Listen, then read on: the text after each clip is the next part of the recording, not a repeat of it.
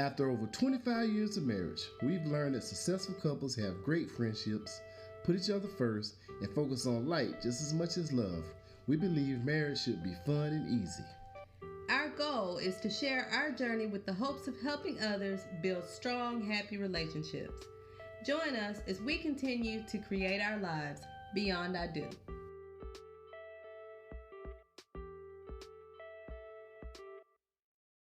We are not marriage counselors, nor are we mental health professionals. We're just simply sharing y'all how we navigated through our marriage. Now, on with the show.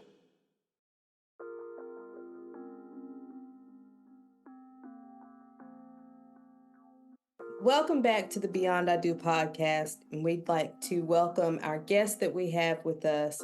We have Mr. and Mrs. Tracy and Tabatha Thorells. They come to us from Nebraska. Serial entrepreneurs, farmer and life and business coach. Home renovations. But most importantly, everything. Most intriguing for me is parent to 5 girls. Yep. Yes. 5 girls. So we are going to ask that you tell us a little bit about yourselves and tell us a little bit about the beginning of your love story. Yeah. Do you want me to start? Go ahead. All right. Start back in high school. That's right. Well, thank you guys so much for having us. We're very honored to come and share our story with whoever is willing to listen. But yeah, we're Tabatha and Tracy Thorells. We met in high school. We're high school sweethearts. I was 15 and he was 17, which is crazy because our oldest daughter is almost 15. And so I'm like, oh my gosh, I was her age when I met, husband. And so that's that's a trip for another day. But well, it's just funny. I always tell the story, but when I met him, I just knew we'd get married someday. And people think that it was just crazy puppy love, but it was like an intuition. And I remember telling his best friend, I said, hey, if he would just date me, we will get married. And now thinking about that, that's probably sounded so crazy, but like, I was so serious. It was like, God put this in me. And it wasn't that I thought, we'd, instantly like be, 16 and 18 getting married. It was like, I just saw a vision of our life. And that's just kind of how it's always been. Like, I'm a very spiritual person and God has put visions and intuition into my heart on different things. And we always knew we wanted a family. So we were like, okay, we're really united in our values and what we wanted to, see happen. Right. Neither one of us like to work for other people. So we're like, let's be entrepreneurs. Right. I always tell people it's just because I'm so stubborn that I don't like to work for other people. Right. So our journey began really with the entrepreneurial journey was I was 19, he was 21, and we bought our first real estate. Tracy, his dad had bought some, about 6 years prior to that. And he had helped kind of build up his dad's real estate, property managing, renovations, rental. And he saw the potential there. And I was like, yeah, let's do this. And so we got a property and I helped him renovate it. And we rented out the top and he lived in the bottom. I lived in a different house, but he lived in the bottom and was able to pay for his own rent and actually be cash flow from the time he was 21. So that kind of was the beginning of the real entrepreneurial real estate vision. I was just kind of along for the ride. I just like to make things pretty. I'm like, you can deal with the money that I love to make it all pretty. We learned really early on though, that you make a rental property pretty and the college students like to wreck that vision. So, Yeah, tear it up. Yeah. That's amazing to me. We were 22 and 23 when we got so, and that was too young in my opinion, especially looking at our children now. Like you said, they're that age, and I'm like, we had you to take care of, and you're not taking care of you. You can't. I can imagine now, so. one of them trying to take care. And we weren't married. Like when he bought the first property, we weren't married yet. We were still in college. Okay. And so he lived in the basement and rented out the top. And I lived actually in one of his dad's properties. Okay. And so but we helped renovate it, work it together, that type of thing. He was more the business side because at that point in my life, I was getting a degree in marriage and family studies. I always had a desire to help family units stay together in a positive way. Right. And he was more the business, but I just like to make things pretty. So we both had that kind of vision of like renovations and things. So that's kind of where the dynamic came from. And I saw a vision of entrepreneurship. I saw that as a way. We actually thought that we would be real estate agents. When we were in college, I was getting a degree, but we decided we were going to get our degrees and then we were going to both get a real estate license. Okay. And so that was kind of the beginning vision of kind of the real estate stuff. We both saw that as a way to earn income, to change lives, change our own lives, build a legacy. That was planted, almost 2 decades ago. Okay. Wow, that's fantastic. Wow, and I'm sitting here thinking, gosh, we were really late bloomers. No, it was different because my first tenants, they were all older than I was. And like, you know, one of the first. Do you have the written day? You know? Okay, all right. Yeah. I mean, they I remember being put in a situation where two tenants were fighting with each other. There were a couple of girls, and then parents came into the deal, and then they come to me and like, what are we gonna do? And I'm like, I'm 21 years old. Like, right. You guys are all older than me. He's like, break it up. Can't you figure this out? Right. Y'all are the parents. Yeah. Right. You're grown up. No, I remember the parents asking me like, well, what are we gonna do? And I'm like, I don't know. I mean, wait, let me call my dad and see. Right. So that's amazing. Like I said, at 22 and 23, we started, we had our son. And looking back now, I'm like, gosh, that was young. And that level of responsibility it's mind blowing. So to have that type of thinking at that age, that's amazing. And then you set out to do it, and here you are, like you said, decades later, and that's grown and flourished. So that's amazing. Yeah. So how long have when you said you weren't married with the first rental property, how long before you all decided, okay, it's time to settle down and make it forever? Well, so we got married in 2007, November 2007. And, I knew I wanted to marry her, but I was just waiting until I was done with college. And as soon as I was done, then I asked her, and she wanted it done sooner than that. But I'm impatient. We dated for 7 years, and I was planning it all along. I was just wanting to be done and being able to provide for her because I knew that we were going to need a place to live, and I was going to have to work, and I had a job nailed down, and I was ready to have her live in the basement with me. And we did not do that. We didn't do that. But I was about to say, introduce her to the good life. Yeah, I was going to move her to a nicer basement. But welcome to the underworld, dear. Yes. Yeah, I mean, I knew all along. I had the ring for months. When I first started making money, that was the first thing I bought. So. Oh, that's awesome. That's awesome. Yep. Yeah. And so I was 22 when we got married, and he was 24. And we decided he had gotten a degree and he had gotten a job that he had an internship with. And so we moved back to his hometown. We got married and we lived in my parents' basement for a couple of years. Oh, wow. Fantastic. For being honest. And a house came available, and it was funny because this house came available and it was really cute, and the people had done a lot of work to it.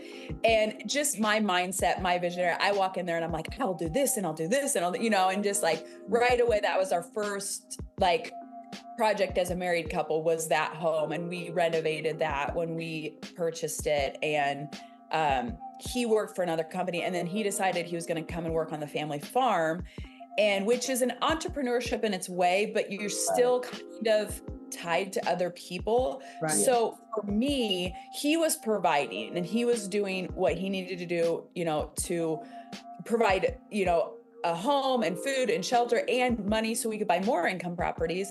But my mindset was, what can I do to help supplement? Like, cause I love the beach and we live in Nebraska and there's no beaches. And I was like, we're going to be doing these vacations, cause all of his income, we wanted it to go towards, our living expenses and then invest in real estate. We knew that all that extra money, that was an investment. We just didn't want to be like, spending it on like random stuff, like even vacations and stuff. So I figured out ways that I could earn money to be able to do the fun stuff, and that was kind of the dynamic for a while. It was like, I wasn't business minded, but I really was. And I just didn't realize it. And it was just a label I put on myself. I think so many times, like when you grow up, you think the wealthy or businessman woman is a certain way. And I wanted to be a mom. But we also wanted a level of life that was different than where we were at. Right. And so that began my journey and God transforming my mind of like, oh, you can sell sandwiches to the harvest farmers and you can earn an extra, $400 to $500. Oh, well, that can be a trip to this experience. And then, oh, I can actually travel and do those things. Oh, I am that person, so it just like slowly expanded our mind. And then I got involved with a network marketing company that really expanded my mind on like leadership and money and what that meant and like all of those things. And that was in 2012. And that was after our second daughter was born. And that's when things really changed. Right. Like that's when we were like, okay, by that time, did we have the second property in 2012? Yeah. So I had 2 properties before we got married. Okay. Yeah. And then we had the property at the lake and so we had like 3 or 4 properties at this time, but I wanted him home more because farming, he was gone all the time. And there would be times when he'd be gone and the kids would be sleeping and he'd come home and they'd be sleeping. Right. And I had a dad that worked like that. And our relationship was rocky my whole life until I was an adult. And I didn't want that for him. So I was on a mission to bring home income that could match his, because I was like, I want him home more. I want the kids. I want him to experience those things. And he wanted that as well, but he is a provider. He's going to do whatever it takes. Right. And this is why I always tell people, hard work is not going to make you wealthy. I wish it did. I really, really wish it did. But if it did, my dad and my husband would be the wealthiest people on the planet. Absolutely. Because they are blue collar workers who work their fingers to the bone from sun up to sundown, and they are barely getting by.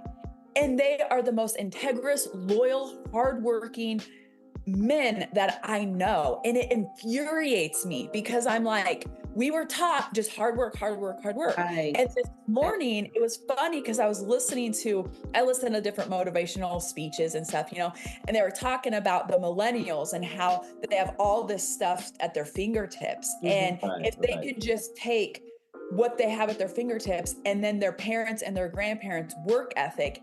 And it hit me. I said, it's not about working harder. It's having that work ethic and working smarter. Right. And that's what God was showing me from 2012 to even now, of expanding our mind and expanding our wealth with like the online coaching stuff that I've been doing, even with network marketing, investing in ourselves, doing these podcasts with people, just expanding the knowledge and working smarter in it. And that is what work ethic is. It's not just going out and trying to move the boulder with your arm. You go out and you get the leverage, right? You get that 2x4, you get the machine that's going to push the boulder. And that has been the biggest shift. And I'd say in probably the last 5 years for us too, is working smarter, not harder, because we were already working as hard as we possibly could.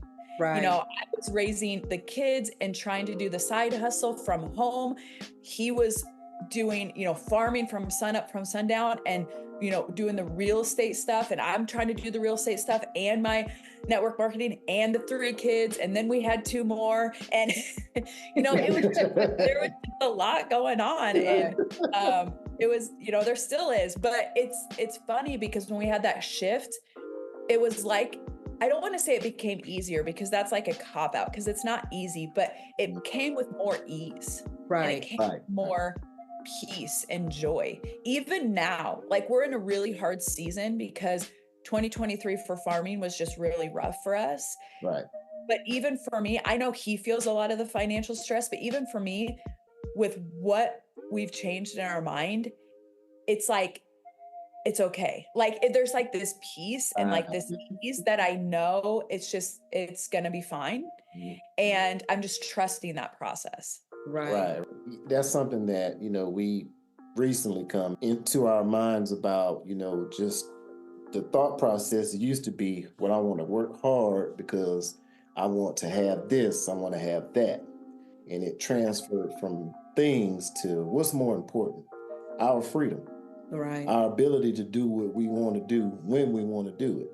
So, yes, it may be a struggle in the beginning because you're still transferring your mind to think, okay, I want to do this instead of getting this. Like, yeah, I wanted the like, I work with a lot of guys, man, when I get up to 50, I'm gonna buy me a Corvette. That's like, I'm working on get me a Corvette. All right, now I got the Corvette. What you gonna do now? All right, well, you got the Corvette, and man, I can't even drive the car because I got to work to pay for it. To pay for it. Right. Right. Once you have that time instead of and I can't even get into the Corvette because my back hurts so bad because I never took care of my health. And you broke your back making the money to buy the Corvette. They can't even get into, and it's like not even comfortable. The seats are so hard you can't even, It's like, man, I barely even drive that thing now. And it's like, okay. Is that saying you spend your health to make your wealth, and then you spend your wealth to fix your right. Oh, yeah, exactly. That's so true. And in the meantime, all your relationships are turned to crap, Exactly, because you don't have time, energy, or effort to put in. And that's what we didn't want. That was the thing. Right. Like, I always think, somebody asked me, what would I was on a podcast yesterday and they said, what would you, if you could change something or do something differently? And I said, you could always done the shoulda, woulda, coulda. We always talk about, we wish we would have bought more real estate early and all that stuff. But I said, we're where we are meant to be on purpose. Right. And if I take that road, if we would have went there faster, we could have lost relationships. Our marriage could have suffered. We wanted financial success and business success and impact, for me anyway, but I didn't want to do it and give up my health. I didn't want to do it and give up my relationships. So we had to slow down in order to speed up. Like, I feel like this next decade for us is going to be crazy in the sense of financial, but because we built a strong foundation of our marriage and our health, how to handle being healthy and nutritious and fit and those things, because we have a 14-year-old and we have a 1-year-old. So it's like, we got to be fit for that 1-year-old. I don't want to be that old parent, it's like, I want to be fit. I don't care if we're multimillionaires, if we're fighting all the time, if we don't have a passionate, loving friendship connection, what's the point? Like, for me, money, that's not. The money is just what I get to do and have fun stuff and get to like bless people and, go on trips and beaches and our dream house and stuff for our grandkids and all those things. But like, I'm not going to give that up to give this up in order to have that, and we didn't know that really early on. Yeah. I love the hard work is not necessarily equivalent to wealth, because he's like that as well.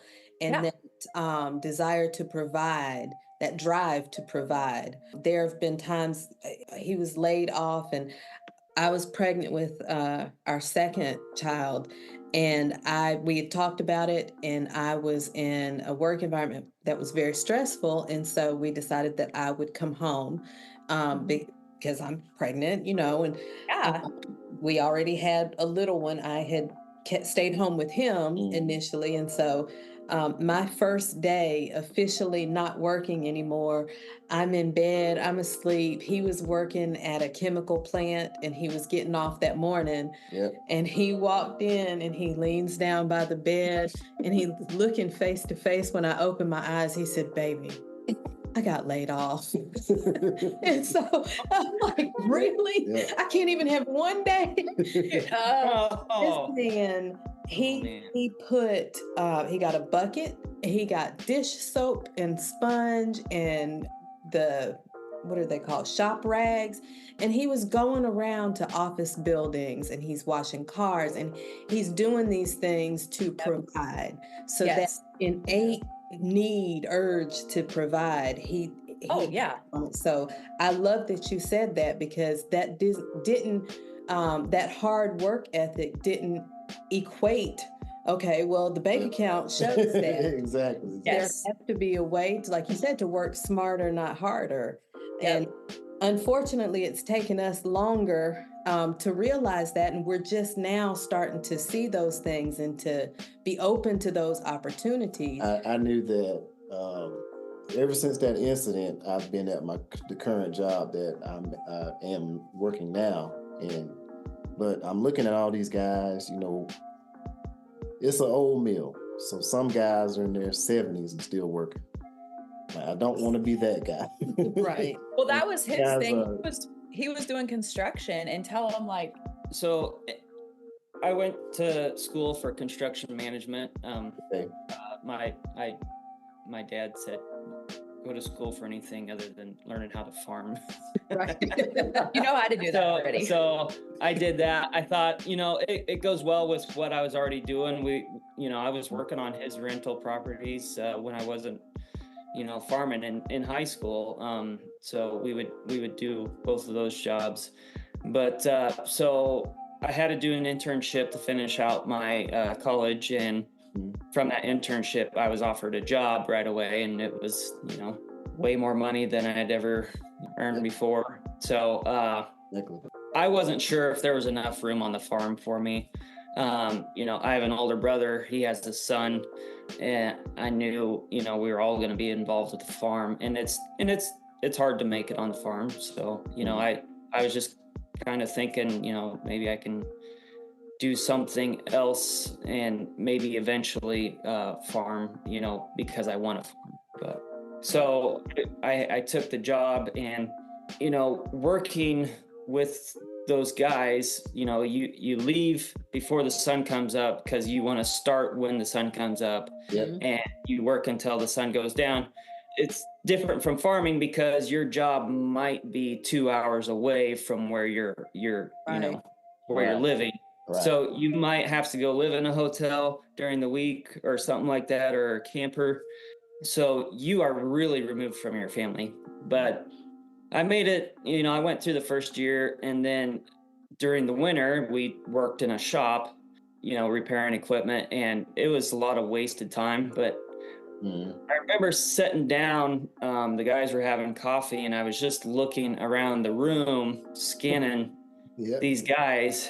And it's like failed marriage, child's going to jail, failed marriage, and 2 failed marriages, and I started looking at that, and on top of feeling like I was just dying inside because I was thinking of all these things that I wanted to do, but I was not able to do. I had to go to this dingy, dark shop every day and kind of stand around just to get my paycheck because we had already finished all of our work for the winter in the first month. Like you're dying with them, like yes, they're dying and you're dying with them.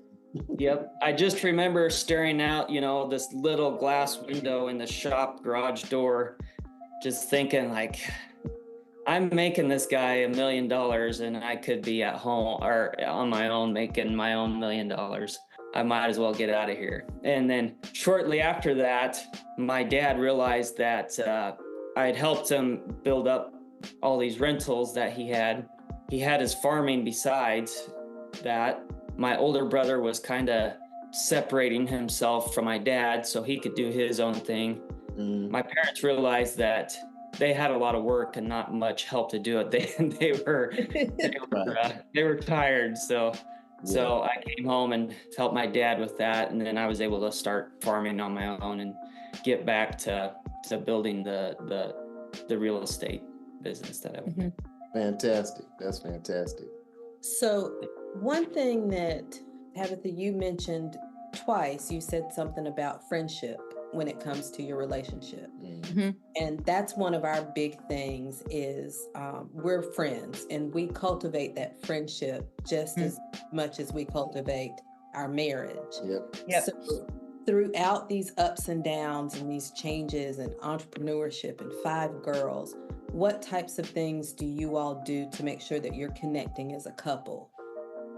I try and make her laugh at least once a day. She doesn't know that, but that's a good one. That's great. We're complete opposite personality types. we are very opposite. Yeah. Like, I mean, like night and day. I'm obviously the talker. I mean, shocker. During the podcast, there's a reason why she's sitting in the big chair right here. I'm sitting on the side chair. I got a big chair, you know. But here's the thing. People know that about me, but I say like, but he still leads our family. Like, I'm kind of the front person because I'm loud and like, that's my personality type. And I like to talk and I'm good at it. And it's a gift and that's all the thing. But he is the one that leads our family and leads our girls. And he is like that quiet leadership. And I think that's so like, it's that stoic and it's so appealing because it's non-threatening, but it's still so strong and powerful. So it's like, I have to preface that because some people think because of my strong personality that like, I just walk all over him. And I'm like, no, I mean, could I? Probably, but I learned really early on, I think, and what I do is like, first of all, I want an equal relationship. I don't want to be the domineering one. I mean, that is a sin that, you know, if you're a biblical person, Jezebel spirit, they talk about that, you know, but I don't want those things. Like, I want to be strong in my own self, but when I come to him, like, I want to be vulnerable, and that's the feminine part of me. I'm not a feminist, but like, I want to be feminine and vulnerable, and I want him to take charge and come for me and provide for me and be that, and he is that, you know.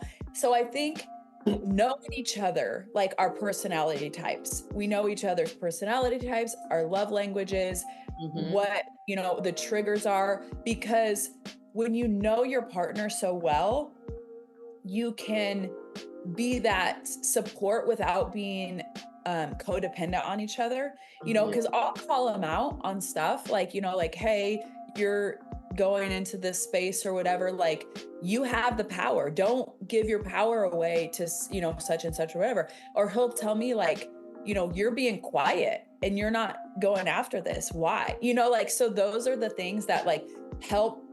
And I think that's that intimate friendship, you know, where we can be totally vulnerable and intimate. And I think that that goes as far as like friendship goes. We do like, we like to we love like comedians and like sitcoms and laugh together. So like every night we try to sit down and like watch a sitcom or a comedian and talk about the day and just connect with each other. Like, even if it's only 30 minutes or 45 minutes, but it's like, we usually try to laugh at something, you know, like even like a funny meme or something like that. And that's silly, but that's what rejuvenates me. I don't take a lot. I really don't. I don't need like hours of me time. Usually if I get a good workout and meditation in, like, I'm good to go. But as far as him and I, when we aren't connected, it's when we haven't had that time, when we haven't had that just, for me, it's what I call dream time, where we just sit down and we're like, okay, what are we envisioning in the next 6 months, the next year, the next, 10 years, and being aligned in that. Because when we're not aligned in it, it comes out like in everything, like in our parenting, and we'll bicker about like the stupidest things, or, like, your boots are out and I tripped over them. It's not that I'm really mad about your boots. It's that we're not that. Right. So like to do those things. I mean, we really like to get away, but that doesn't happen a lot. But when we do, we went to Puerto Rico last year for his 40th birthday, and it was amazing. It was what we needed, which was a good thing, because from April to November was a really hard season for us. And that happened right before April. So it was a good getaway to like refresh and be able to give our marriage what it needed to sustain the next 9 months. So we really try to do those things. Date night once a month. I'd like it to be more, but with 5 kids and activities, it's like, our date night is just kind of that last hour of the night. Right. Where everybody's in bed and we can just kind of, talk about things and then laugh and, Right. That, and you know And what? that's still We do right. that. The things you mentioned, we share like funny memes with each other.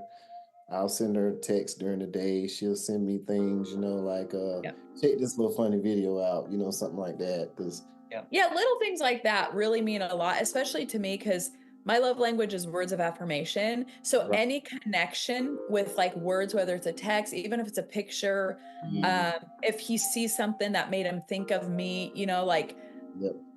I know that he thinks of me in the day. Like, it's not that I don't know it, but it's really nice to be reminded of it, especially with the hectic stuff of the day. And like his love language is touch. So I'll make sure like I'll give him, touch his leg or his hand or his shoulder or like, that. And we both really value time. So just making even that time, like when we have that hour, we're not on our phones, we're not on the computer. Like if we're watching a show together, we're watching a show together. Right. It's very rare. The only time would be like as if we're planning a vacation, we have the laptop off and we're both looking at it, but we're not like there and separate, which a lot of couples do. They're like, oh yeah, we watch this, but they're both on their laptop or on their phone.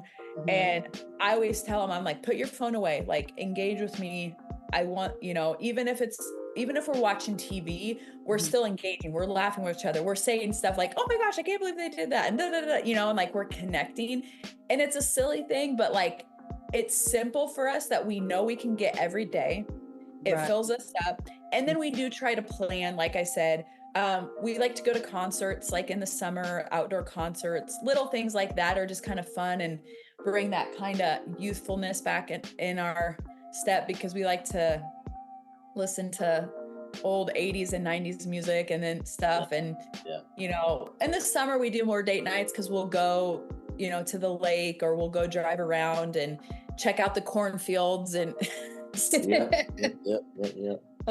We used to drive around and we'd watch neighborhoods get built and we, plan our dream life. And now we drive around and look at, remember when that was this?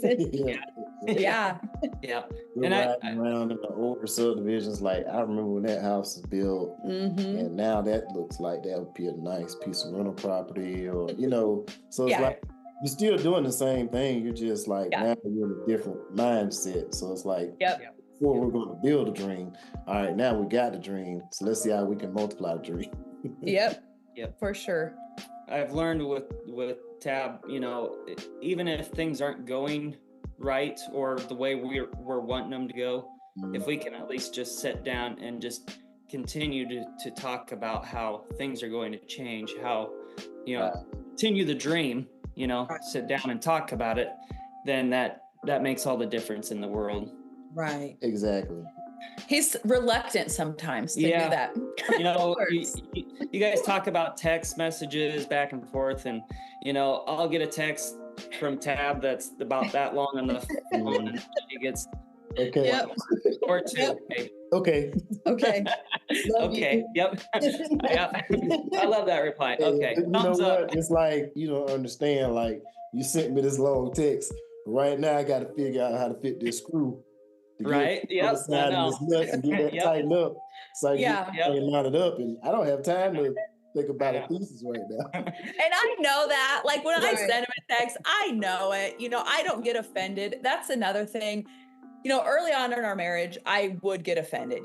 They talk about the spirit of offense, and the devil knew that would just bother me because of words. And so like he's very quiet. And so it's like, why do you do this? Why do you? And I think that's what a lot of young couples, like if you're listening and you're a young couple on here, just know if you have a healthy relationship and you truly believe that your partner loves you, then don't take everything they have as offense, because you don't know what they're going for in that moment. And that's something that I have to tell myself a lot. But I also have to tell him, you can stop and take the time of 30 seconds, and just take a breath. And maybe that's what God wanted you to do, is to realign for a second, do that, and then move on. So it goes both ways. And we've both learned in that, especially when I want to like really talk about things. I'm like, I'm open to however we want to talk about this, but we can't keep pushing it under the rug. Like, I don't want a yelling match. I don't want I'm right, you're right. Let's put it all out on the table, but we can't continue doing this if we see a vision for our future. And as a wife, I don't ever want to like call him out, you know, because I'm, again, a very strong personality. But there are things that come up that it's like, but we have to address this. Like, we can't just keep this dynamic of, you know, because he has his dynamic with his family in the farm. He has his dynamic as a real estate mogul, and he has his dynamic as my husband. And coming into those roles and learning those roles, you know, sometimes they overlap and sometimes they don't, you know, and so it's like, we have to sit down and be like, okay, what do we want to see moving forward? And when we can just get it out and talk about it, whether anything has really changed or not, it always alleviates the stress. Right. So it's like for couples, when they say like communication is key, you know, that's a big term, whatever. You don't have to overanalyze it, but like you do have to get it out in a way that allows it to be neutral. And there's some times when you say stuff and you just have to take it as neutral. It's not a judgment. It's not good, bad, or ugly. It's like, these are the facts. And if we want them to change, some things have to change. It doesn't mean you're a bad human. It doesn't mean I'm a bad human. It just means that like things that we want, something has to change. And so we're going to have to do the work, which is hard, you know, because we always, you know, we don't always want to do the work to do that. But again, I'm not afraid of hard work, so I'll do the work. But a lot of people don't want to do the emotional work, and then that's where they get stuck in their ways. And I think that is the one benefit to us is like, I'm like, bring on the challenge, you know, bring on the emotional challenge. Because at the end of the day, it's the mental and emotional challenge that will make or break a marriage, will make or break a business, will make or break a relationship between a parent and a child. And it's because we're all self-centered. And we like ego, and we're not willing to look at ourselves and say, you know what? I was wrong. I attributed to the escalation of the fight. Even if they did it, like even if that person did it, it's like own your own place, and then together in a healthy relationship, like move forward from it. Right. And that's one of the things, like we were talking about, you know, the different personalities. While you were talking, I was thinking about this scale my mom had on the dining room or the living room table. And it was just like the ladies justice scale. She had the little balancing thing. And I would play with it as a child, you know, put different things on this side, put something else, move a little bit, you know. Did she know you were playing with? She probably did. If she knew I had my my behind leg. But, you know, and that kind of helped me understand what it's all about is balance, you know. It's like you take one personality, you take two different personalities. Because, I mean, if you both were alike, you probably would, not that you wouldn't be able to get anything accomplished, but it would be harder to get things accomplished.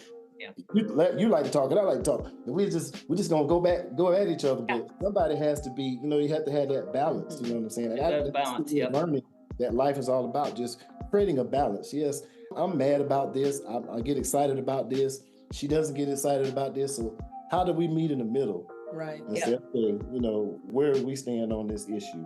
And we're not going to agree on every single thing, every single time. But just know that regardless of anything, both you guys have your best interests at heart. And that's what it is. Right. Sometimes that all you have is that we want it to work. Yeah. Right. So. And that's what we always go back to. I always tell them that. I'm like, and I almost, I got to tell a story about yesterday. So our kids have been sick. Okay. So we're like stomach vomit, diarrhea, all that fun stuff. And then we had this infestation of mice. Like we have had mice in 12 years that we've lived in this house. It's like this horrible infestation. So we have like this mouse poop and we have this diarrhea and this throw up and all this stuff, you know, and we're doing laundry and we're cleaning Lysol, all this stuff and all this craziness. And I never did send a text yesterday, but I was going to be like, through all the poop that we have going on right now, at the end of the day, I'm just glad I'm doing this with you. You know, it's like, and we have some financial stuff and all that other extra added stress, you know, but this is where we do kind of have to learn to laugh at it because I know it's going to change. Like, I know my God is good and there are blessings and money didn't go away and we're going to figure it out. And I know for him, it's harder because that's not how he's wired and that's okay.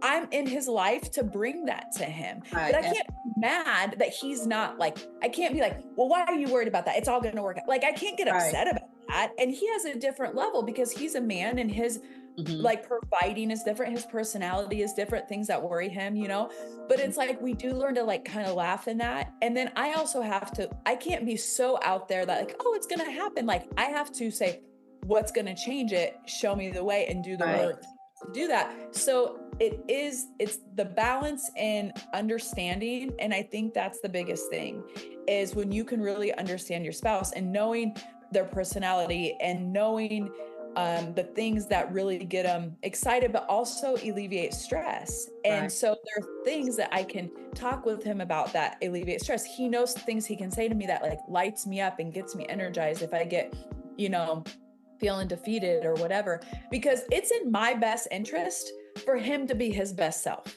Right. And I think in marriages, we get so much like, but they're not taking care of my needs. You know, I'm not getting appreciated. It's not. But when I appreciate him and he's taken care of and he feels his best self, do you think he's going to like emulate that to me? Exactly. Right. Absolutely. Yes, exactly. When he feels like crap and I demasculate him and I make him feel like crap, he is not going to want to make my life easier at all. Right. You know, and so, you know, and vice versa. When I'm feeling energized in this, like he knows I'm going to go above and beyond. And it's the law of reciprocity. And it's when you truly love somebody, that's what you want for them. And seeing that it's definitely not always easy. And it doesn't always happen, but like at the end of the day, we always say it's like, what's most important? Right. Us and then our children. So it's like us and our kids. So exactly. And then it comes to a point where it's like with a lot of couples, it's like they're fighting against each other instead of trying to learn how to work together. Yeah. Yep. Yeah. You're frustrated over here, I'm frustrated over here. We have these issues going on, but I'm gonna go over here and do my thing, and I'm gonna go over here and do my thing, and we're not gonna discuss it. We'll just keep pushing the can down the road until, bam, it's an explosion. And now you have this, like, I'm gonna do this out of spite of you, and that's how my sister's marriage was. Like, he would buy an expensive fishing pole, then she would go buy expensive shoes, and then he'd go buy this, and then they'd have no money, and their credit would be It's affecting both of you. And then calling you and be like, you got $20 I could borrow? Oh yeah, and I'm like, no, I don't. No, you know, take that fishing pole back. Yeah, I was friends with someone, and she would get in these like rage fits and get angry about things. And I watched her one day. She's angry, and she took her phone and threw it across the room. And I'm like, well, now you're going to be even more upset because you're going to have to replace that. That didn't help the situation. It only made things worse. Now you have two problems instead of one. One of the things that her dad said to us that is profound.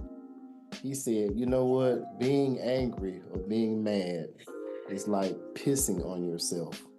You are the only one that will feel it. Yeah, you're the only one. Yes. So oftentimes the other may not even realize how angry you are. And that goes into like, okay, so a big thing that when I get interviewed, people ask me like, what's something you can tell entrepreneurs or people like, you know, to make, like, what's the one word of wisdom or whatever? Like, you can say it in one word, but they always ask me that question, you know? Yeah.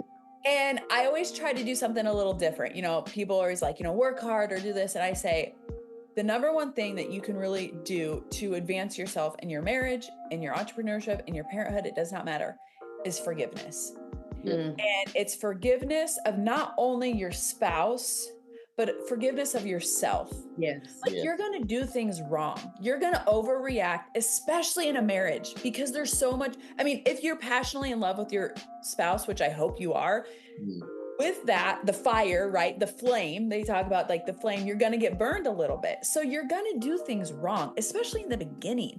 And especially when you start having kids, like, you do a lot of things wrong. Mm-hmm. And if you hold on to unforgiveness, if you hold on to guilt and shame, it will manifest as anger. It will manifest as frustration. It will manifest, and it will also cause dis-ease in your body, and things will start happening. And then you start feeling cruddy. And then when you feel cruddy, then you know, it's just the whole thing. When you can learn to forgive yourself for the things that you do wrong, and then just say, like, how can I make this better? You know, just ask the simple question. Or like for him, if he did something, whatever, whether it was behavioral, financial, with the kids, with me, whatever, indirect, direct, it doesn't matter. if I can sit down and be like, I forgive you. Because if I'm holding on to that, when you talked about the pissing on yourself, which is so funny, they talk about forgiveness, like unforgiveness is like drinking the poison and expecting the other person to die. Right. Exactly. Right. They don't. But people think if I forgive, then that's letting them off the hook. When I forgive him, it doesn't mean, hey, go do it again. It means, how can we change this so it doesn't happen again? If it's in myself, especially I do this like with parenting, if I lose my cool, I'm like, I forgive myself. How can I make it so if that comes up again, I can react differently, respond differently? Do I need to take some more time for myself? Was I not getting enough rest? Did I, what I played over my head? How can I change it? Make a little shift, even if it's a little bit better the next time. Right. And so I really do think forgiveness overall is something that is undervalued and under talked about, because people are like, well, I don't want to make, I'm not making anybody, but if you want to live a blessed life, if you want to have a blessed marriage, you have to forgive. Right. And it's hard. I mean, it is hard, especially if people have wronged you, like when you were younger, especially when they're talking about trauma. And I'm not saying it's easy. You need to really go with a professional. There's different programs, there's therapists, coaching, different things for that kind. But you really do have to heal in that and forgive if you want a blessed marriage. Right. And we've seen it. I've seen it over and over. I'll look at a marriage, I'll look at something, and I'm like, if you could just forgive somebody. Right. Like if you could forgive them and truly of your heart and move forward. You're not taking that toxic, that energy, all that's literally sucking the life out of you and your marriage. Right. And if you look at divorce rates, it's always the unforgiveness. Yes, right. It is. Right. And people aren't as listening to some of the younger generation on social media and online, and it's like, you guys don't give anything, nobody. One thing I've learned, that nobody is a professional at anything. People have experience, they have years of experience, but we're all trying to figure things out for ourselves. So it's like, sometimes you may have to, when you was a teenager at 13, a guy cheats on me, that's it, I'm done with it. That is a standard statement. I agree with that. But when you're 32, you have to look, okay, now I got a kid now. I may have to allow that mistake to happen. Let him understand that this really hurt me. Yep. And maybe he can say, you know what, I never want her to feel like that again. Right. Yeah. And you have to get to the root problem. Like if you are going to fix it, like, I mean, there's so many different scenarios with forgiveness, but let's just take it in a marriage.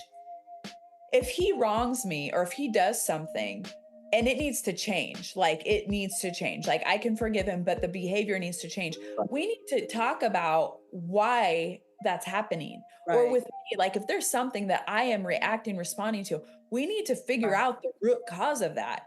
And again, it's not that it's hard in a way, but it's that emotional work that sometimes people are like, I don't want to go there. Right. And it's like for us, the dynamic, like his dad has a very dominant personality. So then his whole life, what do you think that was? Like his dad was dominant. He was pretty passive. So guess what that was like? Why do you think I don't want to be a dominant human? Because he's going to have issues from like when he was a child, and that's work that I can't do for him. I can't make him do the work of, emotionally forgiving and doing those things. And he's done that. And I've done that in my own life with my sister who was an addict. It's not fun, but it's so rewarding because it's so freeing.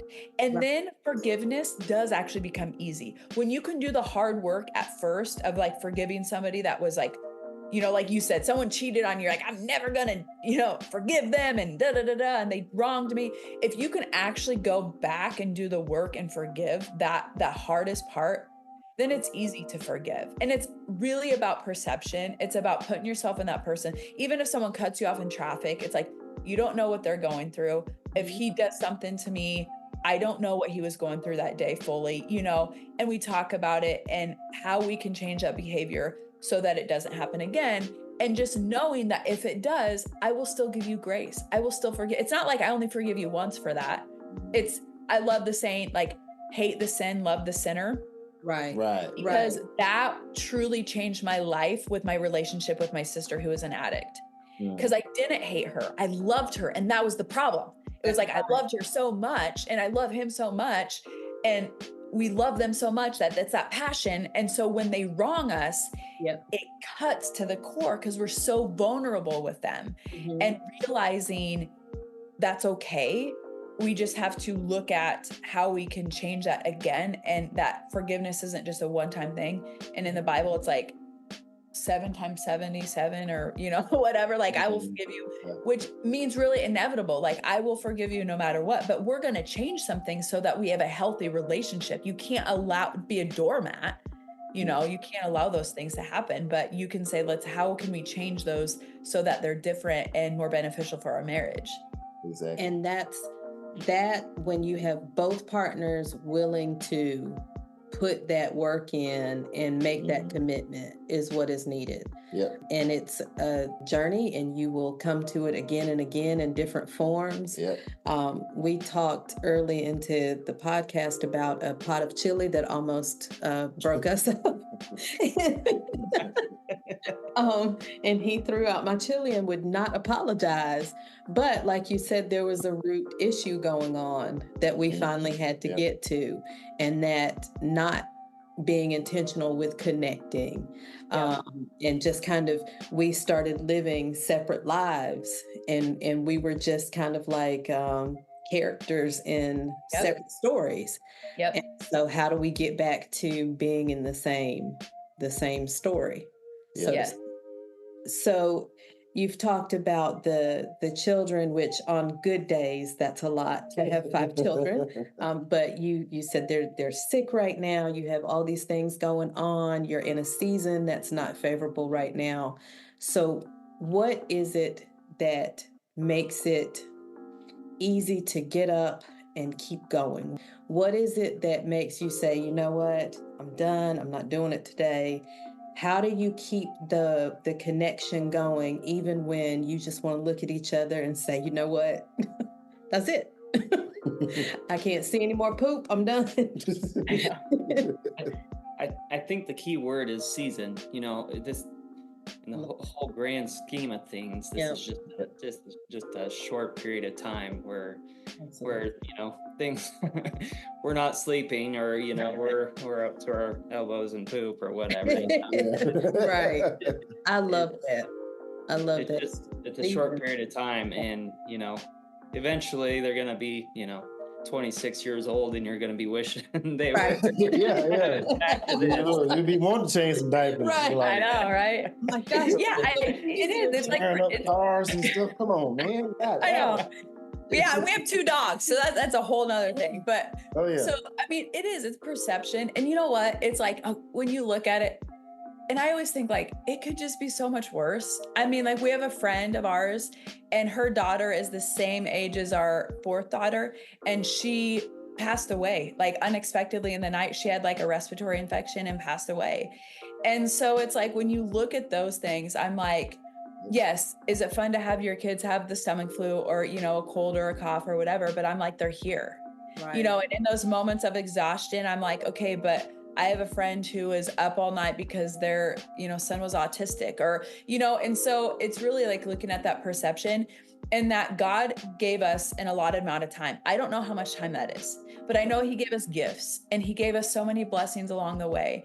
And there are moments of like frustration and why is this so hard and why, and you can always play that game, but living in our gift, like really doing, I will say, recently, like being able to be a mom and like really give my gifting of training and speaking, like that energizes me. So then I'm a better wife and a better mom. And even my daughter noticed that. She's like, Mom, when you can go work at the office for even if it's a couple hours, she's like, you're so much happier. Right. And it's because I feel that fulfillment and that I can be the best mom, in mind, body, and spirit, even if I'm not 100%, even if there are off days, even if the finances don't look good. It's like, again, I go to the whole, like, God is good and we live in America and there's so many opportunities and money didn't go away and money is not our master and it's just a tool and we just need to find more of it. And there's we're so blessed to have those opportunities. And again, it's expanding our mind and saying, what do we need to do next? And just doing that next best step. And that whatever has been given us, whatever challenge, is building our character. Right. Yes. Or what God is going to give us in the future, because I know it's great. I know it. I told you guys at the beginning of this, I knew I was going to marry this guy when I was 15. Right. Like, I knew there was an intuition. I know that we're going to have 7-figure business, 8-figure business. Mm-hmm. I won't be able to withstand that and be the mom I want and the wife I want to be if I didn't go through these things to build up the character that I need to be the leader of a company like that. Like, there's no way. Like 10 years ago, are you kidding me? I didn't even know how to do any sort of sales or marketing online. Like, I didn't even know what it meant to be a true leader or to employ somebody. I was scared to employ somebody because of employment tax. Like, I didn't even want to have employees for that reason, And now it's like, I've been broadened to be able to withstand that, because God does not want to give you something that's going to make you crumble, and he won't do it. You can force it and you will crumble. Right. And so for me, like you said, it's a season, it's character building, and it's hard. And when you're in it, you don't necessarily want it, but I've learned to look at it that way. So I'm like, I know something great is happening. Like, I know it's coming because of it. So secretly that like makes me smile. Somebody said a statement about like their kids, they didn't want their kids to ever go through hard times, or they just wanted their kids to be happy. And I'm sitting here like, how can I make my kids like stumble in the morning? So they have to, like have to turn their alarm off. So they're like trying to figure out how I can trip them up a little bit. Right. I mean, like, it's They like have to learn. Yeah. he takes them out and makes them lay pipe. Like, we have daughters, and he goes and and not that I think you have to do the labor intensive, but you have to understand, like, you have to know. I think all CEOs need to clean the toilets. Absolutely. The building, they need to know that I'm the whole like work smarter, not harder, but you still need to know what that means and that feeling. And that's why I want to take our kids on mission work, because it's like, I want you to truly understand what it means to have running water. Right. Exactly. Like, you'll only drink bottled water. Our water is great from the tap. Like, go to a country that doesn't have it. You know what I'm saying? So it's like, it's good to have those like expectations and take care of your body and all those things and have nice things. I have no problem with that. Have that. But like, know what you're comparing it to. Right. And are you being humble in it? Or are you being like a snob? Like, I'm better than that, So all of that is perspective and insight. And again, we're in a hard season right now, but at the same time, I'm literally smiling, and it's not fake. Right. Because I have this man, I love him. This is so fun for me to do this with him, because I do podcasts all the time by myself. Yeah. And so this is fun for me. I'm like, this is like, this is her dream. This is date night. I'm glad you could be a part of that. Yeah. Right. I know. Right. Yeah. And our kids are safe. They're with, and they're together, and I'm sure they're fighting right now, and they're dealing with it, whatever. They're probably dealing with poop or whatever too. But we're together, and I don't know, as simplistic as that sounds, it's like, as long as we have a vision, and I really truly believe without vision, you'll perish. So like, our vision for our life is always evolving, and being connected to each other and our family that's just really all we need. Cause I know it's going to happen. Like, the finances are going to come. That's like, when it finally comes, people are going to be like, oh, did you ever? Yeah, I did. It's done. It's just a matter of who I need to become to be able to handle that and develop that and move forward in that and still be a strong marriage. I've heard it said it's like fine tuning your magnet, because you attract everything that you want, your desire, but you just have to fine tune your magnet, point your magnet in the right direction, and say, okay, it's coming now. And everything is coming, but the thing is, I had a thought before I said that. Now I know it was. Welcome to 48. Right. 10 years from now, you'll like, understand. Yes. I know what I want to say. But I don't know. Y'all, I think y'all might have paced us with the 5 cases. We have 4, but I can only recall a short period of time where we had them all at home. Sure. Bless yes, it. And Tracy, I mean, it's challenging. I'm not going to sit here and say that it's not. I mean, it's a daily challenge for sure. And you can just want to throw in the towel. And there's some days in the morning, I just like sit on the couch and I'm just like, okay, you know, and then there's some days that it's like, sometimes you got to sit down with all that mess going on and sit there and just be like, yeah. Yep. And we and that's why we do Sit our live. down in the mess. Yep. Right. And I kid this, but like, you know, for me, even at night when all the kids go to bed, you know, I'm like, oh, let's like meditate or talk or do this, you know, and then I'm like, let's just sit and watch a movie. Cause I know that's what he wants to do. Right. And I like it too. But it's like, sometimes I'm like, yeah, let's, you know, do this and connect. And then it's like, he's just like, I'm done. As you said, he looks at that watch like, okay, 5 minutes. But he's so sweet because he'd be like, okay, yeah, let's do it. On the inside though, he's like, really? Like, Really? all I want to do was watch the episode of Seinfeld. That's all I want. I know. Yep. Yep. I mean, that it really and is that's what part we of want. the sacrifice also. Yes. Yeah. So we want to thank you for joining us, but we Yeah. also want to give you the opportunity. If we want to learn more, if our listeners want to learn more about your business ventures, about your life and all the wonderful things going on, where can we find you? Yeah, so you can go Thorells, and I'm sure you'll put, like, I'll give you all the links for my social media and stuff like that. Thorells.com is like my generic website. I have tabstrainings.com, which has everything from like wealth, fitness, different. This next year, me and my team are working on getting all the freebies that I've helped coach people. Cause I've been a coach for 16 years. I didn't really say that before, but from fitness to relationships to business development and things like that. And we've developed a lot of free resources, and I just wanted to house them in one place for people so they can go and get those free resources. Yeah. And that is great. I started my own podcast, What Went Wrong, the untold stories of bouncing back from failure. So that was new this year. You can check that out on any podcast platform. But we are launching the Family Legacy Project. And what that is it's helping we say entrepreneurs, but any business owner, young family that wants legacy wealth. And so we help you buy your first income property, like what it really takes, the ins and outs. So you cut the confusion, you cut the cost of oh yeah, I want to buy an income property, but never really have or done. We kind of help guide you through that, give you all the step-by-step, but then how do you keep that wealth? So you've built the wealth in your space, but how do you keep it for legacies to come? So bringing the families in, bringing your kids in on it, like different things. And we're going to do different masterminds with the kids and the parents and just different things so that it becomes a true legacy. And the wealth that you're building doesn't just die when you do, or statistics show by third generation, 90% of wealth is gone from that first generation.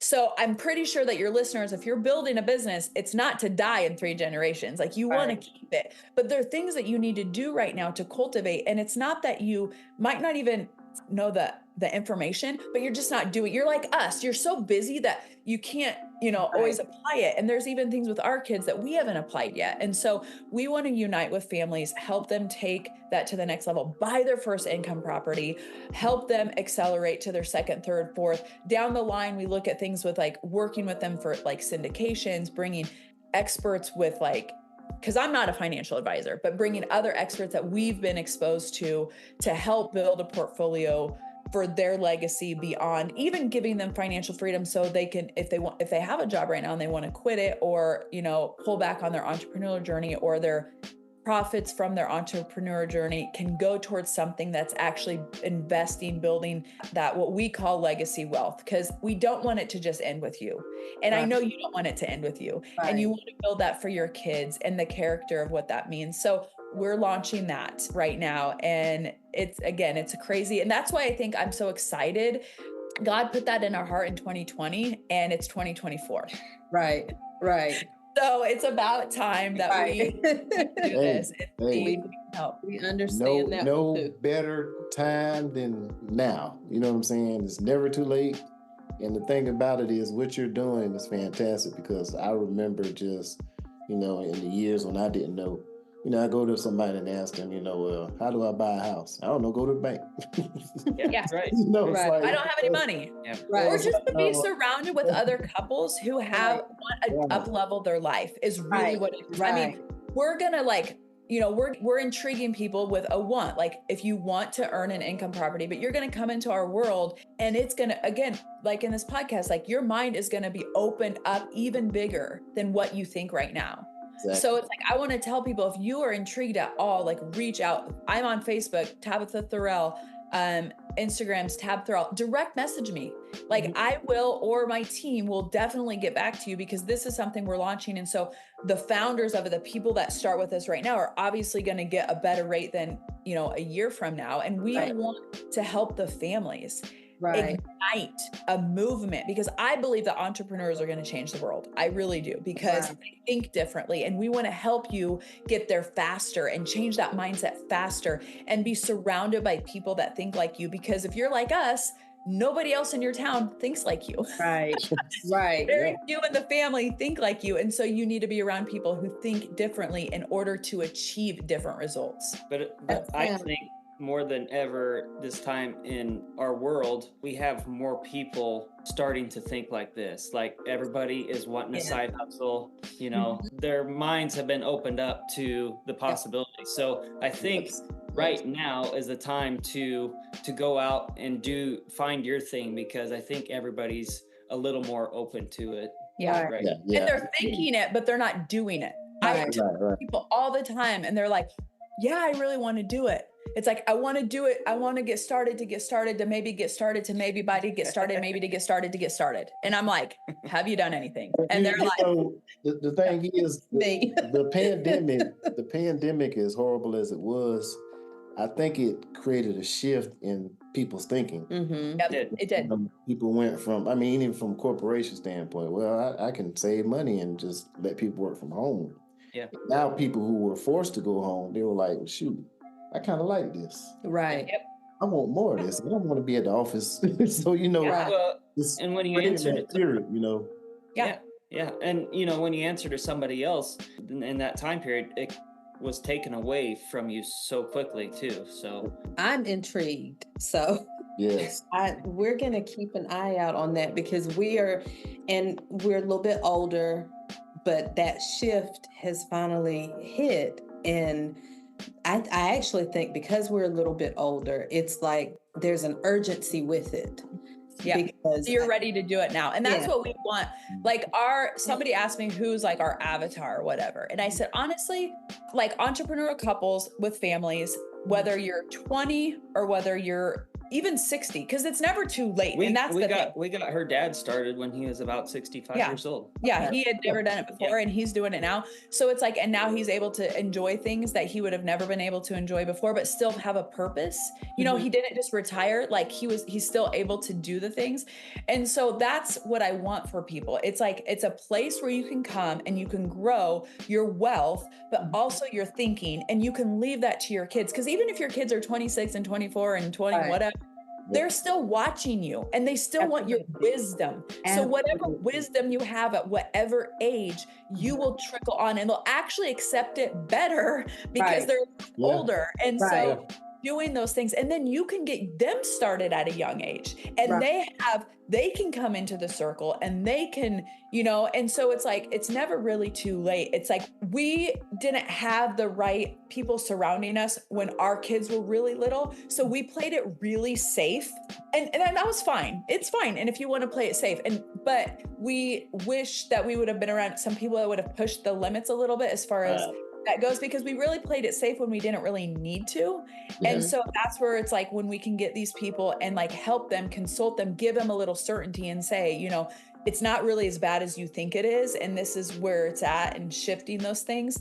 Because if you want to buy an income property, there's information all over the internet. I'm just going to be honest. There's information all over the internet. But if you want to be successful, accelerate faster, and do it in a way that brings you joy and legacy, there's nothing that I've seen on the internet that is what we are going to provide for people. And that's what I want. I want it to be a community, a movement to go forward, and not just, oh, I bought this income property, or oh, I flipped this house. It's like, how did that build your legacy? Right. And I think that's going to be key, because, we tend to look at wealth in the society as from the financial aspect. But wealth is also knowledge. Yep. that passing that knowledge on is going to continue your legacy also, because I often think about, well, what did my granddaddy teach me, or what did my dad teach me? My dad taught me, he didn't teach me necessarily how to save money, but he taught me how to work for the money. So how can I add to that lesson, pass it to my children, and say, okay, now you take that money and you invest it. Now that's how you're going to build, and we just continue on. That's how you build legacy. Well, and then something else that we talked about, and then we could be here all day. But the one thing that I love is that we want to do masterminds with the kids, because you know that third-party credibility with kids is huge. Yes, so like you can tell them one thing and somebody else says something. So for the parents out there, you're telling your kids something, and we want to help solidify it for you. Like we want to help give that credibility, and also their peers. So because the peers are going to hear it too, and they're going to be like, you know what, that is right. And then they're going to be like, oh, because our kids are around other kids who might not have the right thinking as well. And so when they can be around other people and hear that at another level, it's just going to anchor it in. And again, that's the difference. That's why this program is different. That's why you can't say, oh, I can just teach my kids this. You probably can. And I'm not saying they're not listening to you, but when you have that third party, when you have somebody else, and then you're bouncing ideas off and you can surround yourself. I mean, there's a true statement that you are who you surround yourself with. And so when you can surround your kids and yourself around that, even just doing like weekly Zooms where people can share like what their new up and coming venture is, and whether it has to do with their business or the real estate stuff, what's coming up for you, what's working, what's not working. And you can just be in that space. Yes. It is so huge. All the big time players, that's what they do. That's why they make the big bucks, because they invest in those. And they're like $250,000, $500,000 to be in these masterminds, but it's up leveling their game. They're making 8 figures, 9 figures for a reason, because they're surrounding it. And we just want to make it available for families on that beginner level and say, hey, let's help you get a tangible result. Let's get your first income property, or your second, but like advance your income property. Here's a better way. And then bring you into the circle so that you can grow that legacy wealth. Right. I love that. That sounds fantastic. And I'd like to add to another thing that was probably needed, especially in today's society, because we're in such a materialistic driven society, is throw in another basic finance component. Remind people that, hey, because some people, you would be surprised the number of lawyers and dentists and doctors and professionals that we meet that are upside down on their vehicles, upside down on their cars. Yeah, we want to bring in people that, like, we're going to bring in people that help you with tax credits, financial advising, using creative financing, how to find capital even for your business, even like for housing, but also for your business. So like a lot of people, when we're working with entrepreneurs, or I do this, they can't afford, Facebook ads. You can. You're not doing it right. You're not thinking the right mindset. You can get the capital for it. This is how you get the capital for it. This is how you switch your thinking on looking at it as investing for the leads. Then how can you up level your lead? How can you take them through another optimal level? And so we will eventually break all of these things down that come into the mastermind. But what I have learned is you can't give people the whole elephant, because then and so it's like, we're going to bring people in who want to start that income property, that investment. Okay. And then, hey, if they're entrepreneurs and they're like, I want this and this and this, we already have that lined up. We already have that lined up ready to go and give it and over deliver. So they're like, this is different than every other program out there. Oh, I'm not paying this ticket price and just getting sold a course. Like we're giving you this, but we're giving you the layer of this. We're giving you this expertise, this thing you can do, so that it advances. Because again, this is about legacy. This isn't just how to buy your income property. Like, yes, it is, but you can go on YouTube and there's all the YouTube videos in the world. But what's going to help you hold your hand, consult you, take you through step by step, give you that certainty, like that nudge, that no risk, or just that take that risk, and this is what's going to happen. Who's going to play that? Not YouTube, not free. Otherwise you would have bought that income property 10 years ago when you first said it. Yep, you're right. Well, this has been wonderful. thanks again. Yes, thank you. For joining us. We appreciate it so much. We'll make sure that we have everything listed so that listeners can find you online. And we certainly appreciate you taking out your time to share with us. Yes, you are welcome.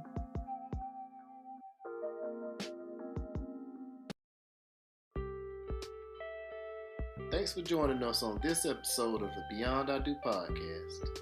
Please make sure to like this episode and also subscribe to our podcast. You can also find us on Facebook, Instagram, and YouTube at the Beyond I Do podcast. And until next time, we will holler at y'all.